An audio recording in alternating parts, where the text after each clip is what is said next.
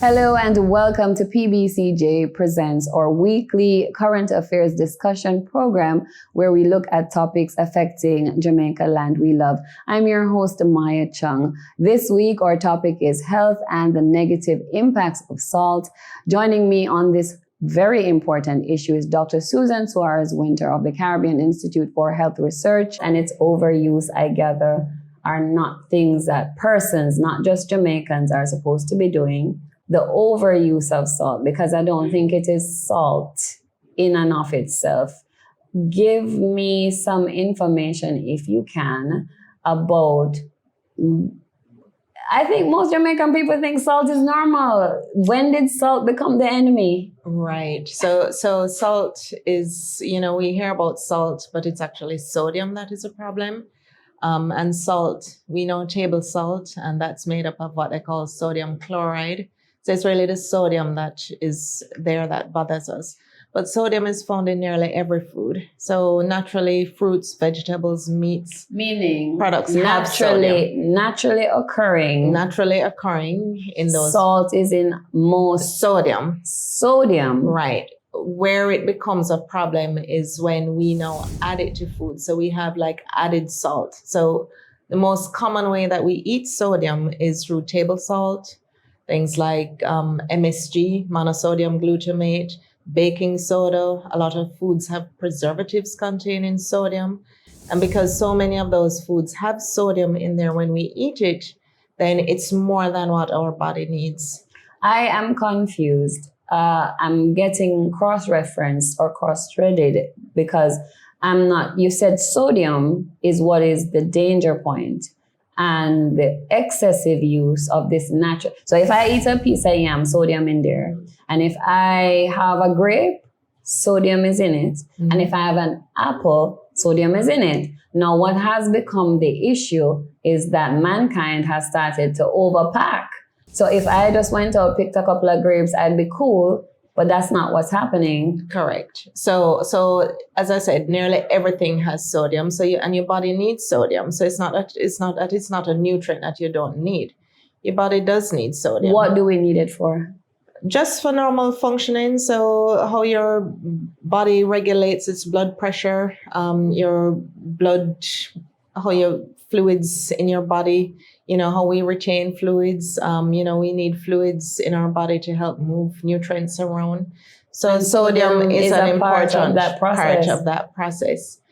Where the problem is when we now start to process foods and, we use sodium as a preservative in terms of salt. So saltfish, we eat saltfish, we eat corn, pork, things that they're preserved and they stay longer with salt. So salt is good in that way because it helps us to preserve our food. Problem is we're adding too much to the food and we're also eating too much of it.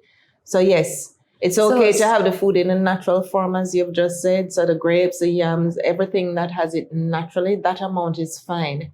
Is when we now start to cook it with extra salt, or we add powdered seasonings, all these sauces that have a lot of salt in it. Something occurred to me, and a lot of persons in Jamaica do not have refrigeration capacity. Salt is a preservative, and you will hear is a couple urban centers. The majority is rural. Megacon this and megacon that, which is them salting it up. Yes. To their detriment. Well, that's how we have managed to over time. So, without refrigeration, that's what we have had to do. That's one of those traditional ways of keeping foods preserved for a longer period. So, yes, if you get fish, you preserve it so it can stay longer, without refrigeration. And they used to salt it. But it's not for you to eat it in the same way. So that's why we recommend things like soaking it, boiling it. So you're soaking. Yeah. So like when you're having, so like if you have saltfish or corn, pork, soak corn off beef, some of the salt. The recommendation is that you soak it, boil it, rinse off that water so you get rid of the salt, as much of the salt. I want this to resonate because we're having massive health problems nationally, and the nation's health bill and fallout like death, strokes. One of the things that persons don't seem to grasp, or maybe I'm mistaken, but I'll put it to you. You can have a stroke because of overuse of this particular salt and other substances, but the focus is salt. A lot of people don't realize that if you have the stroke and you're 23 and you live, I don't know how to sound not macabre, but it could be possible that it's better you died because but you're spending your health bill, your burden. You have to call it as it is. It's not just like, okay, you're going to have a stroke and drop down and they bury and one cost and so. And these are the facts. And I think we need to actually send the message home. You could be nursing somebody who is healthy, who has had a salt fallout like a stroke, hypertension, and they're just dragging along. Could you comment? So the issue is that high salt intake, because it's so freely available in foods, and even in Jamaica, most of our prepackaged foods have high salt, have excess salt. There are some products like the snack foods, nearly more than 95% of our snack foods have excess harmful levels of salt. So it's hard to not eat high salt in Jamaica, especially if we're eating prepackaged foods. Mm-hmm. Our tendency, so culturally we do like salty foods. So, we're eating saltfish fritters. Our national dish is we eat a lot of packaged. Ackee. Right, but you can have it without, if you prepare it properly, mm-hmm. right? But what it is that when we have that, now you must remember that high salt will lead to hypertension and heart disease.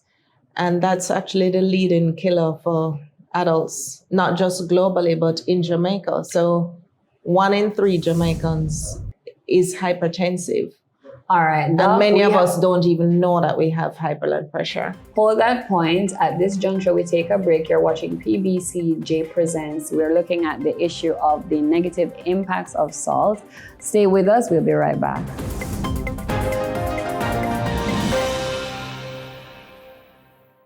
Welcome back. You're watching PBCJ Presents. I'm your host, Maya Chung. Joining me today is clinical nutritionist Dr. Suzan Soares-Wynter, and the issue is negative impacts of salt. Before the break, we were looking at heart attacks, Doc, and the overuse of salt overuse of the increased salt in various things. You told me back in the day, we never used to use so much salt.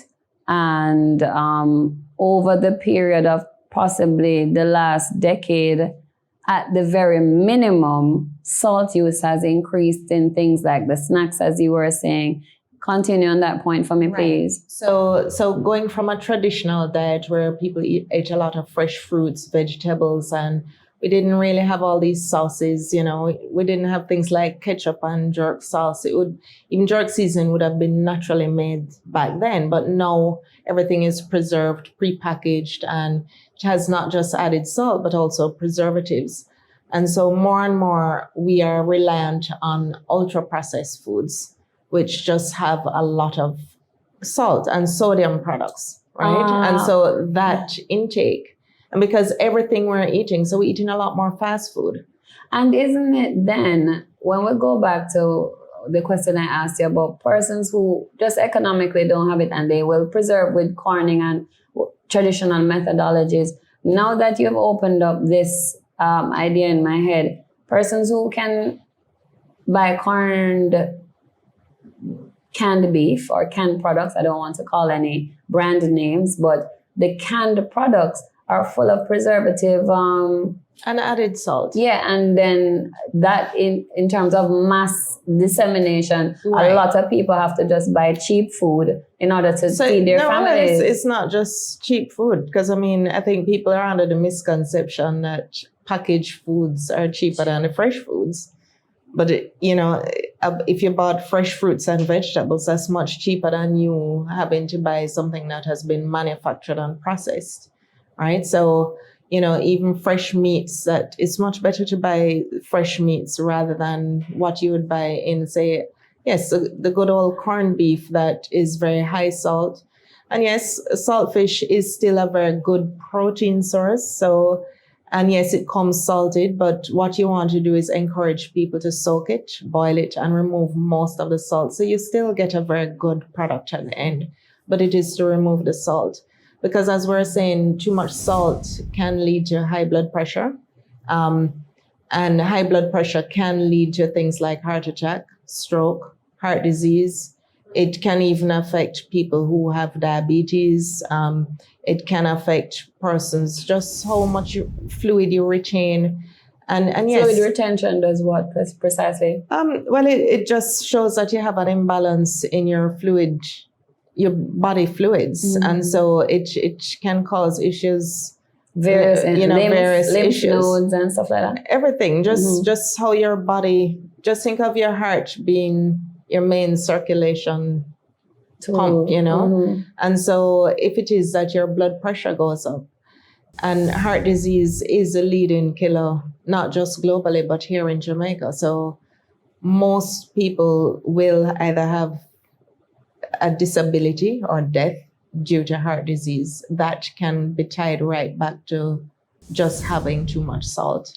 We have a salt week. Talk to me about that. I didn't know that, and I discovered it from your team. What is that about? And as a child, I don't recall hearing that. So the problem must have worsened, or maybe I didn't hear it at the time. I don't know. Right. So as I said, globally, heart disease is a leading killer, and it also affects us here in Jamaica. So every year, the third Thursday in May, so this year it's the 17th of May to the 21st, we celebrate Salt Awareness Week. And it's really just to educate consumers to the dangers of eating a high salt diet, getting people to understand what foods might have high salt and why high salt is bad for you, and what you can do to try to cut down how much you're eating. All right. We said a couple of things just throughout the conversation. Fresh meats, soaking these high salted items. I know some companies have proactively decided to make low salt corned beef, but I don't know if that's really a thing, but you can try. Right. So what else outside? What about water intake to dilute the sodium? Is that something I can suppose I drink 2 liters of water and still eat the salt stuff that I eat and know that I'm flushing it out my system? It's not so simple. It's not so simple. Right. I was just giving you an opening. It's not so simple. So going back to like the prepackaged foods, so you do have many prepackaged foods that just have too much salt in there. And what we're trying to do is encourage manufacturers to just use less salt. Because over time, maybe 20, 30 years ago, some of the same products didn't have as much salt. But, as time goes on, they might be using not so high quality ingredients, and they're because using of inflation and profit margins. Whatever, they're business people. They're not. Yeah, they're not doctors. So they're using a lot more preservatives and added salt to products. So there's that. So we're trying to get manufacturers to reformulate. But even at home, this is policy, though.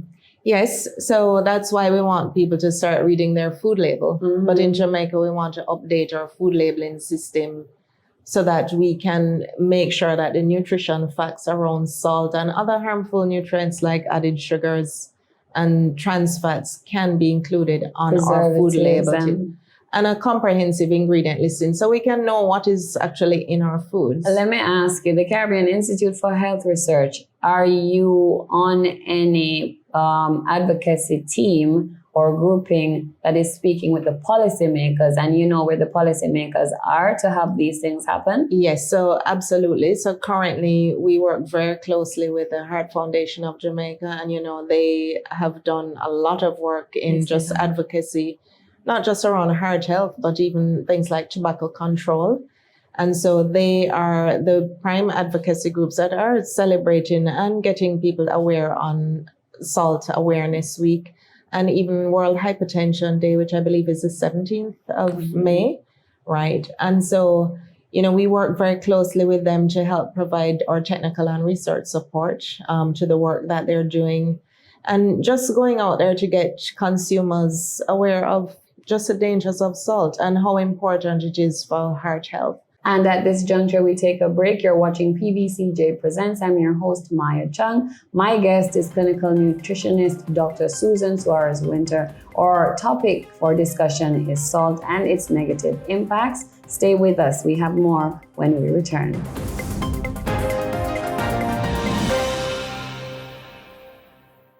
And welcome back to PBCJ Presents. I'm your host, Maya Chung. We're looking at the issue of salt with clinical nutritionist, Dr. Suzan Soares-Wynter. Doc, a lot of people don't know they're walking around with hypertension. It sounds hard to believe because hypertension is described to the layperson or seen as a very dropping down. And how can people be walking around and don't know that they don't have that they have hypertension? Correct. So when you get high blood pressure, which is long before you start having things that people actually feel like the stroke and the heart attack, effects, is that it's called a silent killer for that reason, where most people don't feel it, and so they don't get screened by their doctor. And so I think they say 4 out of 10 Jamaicans don't even know that they have high blood pressure. Repeat that number. 4 out of 10.